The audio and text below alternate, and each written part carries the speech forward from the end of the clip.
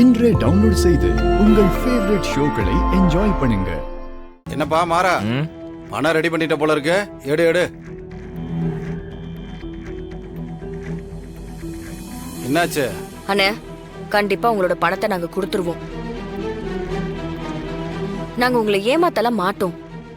இப்படி திடீர்னு வந்து 8 லட்ச ரூபான்னு சொன்னீங்கன்னா நாங்க எங்கன போவோம்? எங்க போவோமா? எங்களுக்கு ஒரு அட்லீஸ்ட் ஒரு வாரம் டைம் கொடுங்க.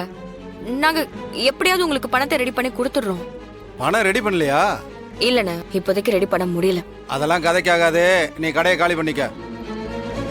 கடையை காலி பண்ண சொல்றதா இருந்தாலும் அதுக்கு முன்னாடி நோட்டீஸ் கொடுக்கணும், முன்னாடியே இன்ஃபார்ம் பண்ணணும். இப்படி திடீர்னு வந்து பணம் வேணும் கடையை காலி பண்ணு சொன்னா என்ன அர்த்தம்? அதெல்லாம் பண்ண முடியாது. ஏய், என்ன துமுறா பேசிக்கிட்டு இருக்க?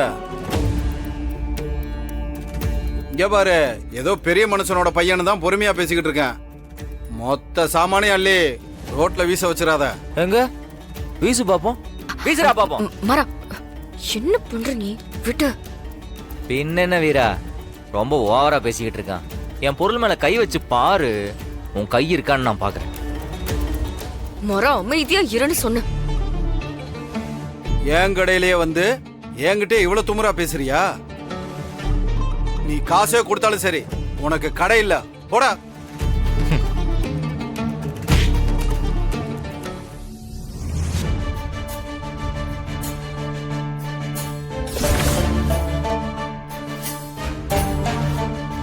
உங்களுக்கு தேவை பணம் தானே? இதுல 8 லட்சம் ரூபாய் இருக்கு, வாங்கிட்டு கிளம்பு. என்ன பண்ற? அதெல்லாம் ஒண்ணு வேணாம், நீ கிளம்பு. மாறா, நீ கொஞ்சம் சும்மா இருக்கியா?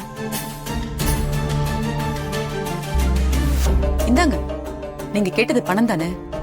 இதுல நீங்க கேட்டபடியே 8 லட்சம் ரூபாய் பணம் இருக்கு. எடுத்துக்கிட்டு கிளம்புங்க, எந்த பிரச்சனையும் வேண்டாம். பணத்தை கொடுத்துட்டீங்க, இவன் மரியாதை இல்லாம பேசுறானே, அதுக்கு என்ன பதில்?